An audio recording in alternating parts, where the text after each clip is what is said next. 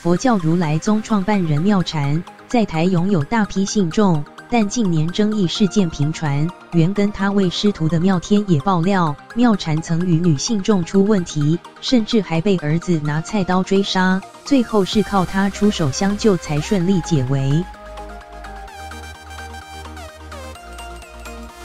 曾拜妙天为师，跟随修行15年的妙禅，自立门户创设佛教如来宗，明文规定不收妙天弟子及民国党员，师徒双方正式决裂。据《镜周刊》报道，妙天对于妙禅自称成佛相当反对，更痛批妙禅接受信众供养、出入坐名车、接受弟子跪拜等言行。妙天爆料，早年妙禅曾违反佛教相关戒律，有女信众向他反映出了问题，他也有跟妙禅讲过，他应该有听进去，但后来怎么样就不知道了。不过妙天认为妙禅以后应该不会了。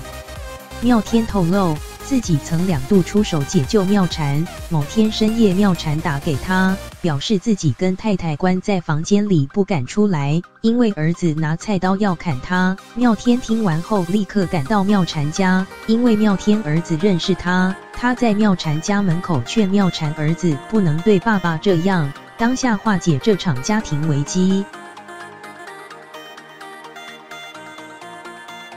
虽然事情有惊无险落幕，但对此仍心有余悸的妙禅向妙天开口，希望妙天能将他儿子调到纽西兰道场修行，他也就顺着妙禅的意思，将他儿子送去，前后约有1-2年的时间。妙天提到，妙禅所教的佛法跟手印都是他所传授，妙禅只学到皮毛，是3脚猫功夫，没有学到他的核心，不解为何受到迷惑，对妙禅膜拜的人为什么不去找师父的师父？虽然对于妙禅有诸多批评，但妙天也表示，其实妙禅是人才，自己知道他的个性，也很了解他的优点跟缺点。他若真的要成佛，我会让他成佛。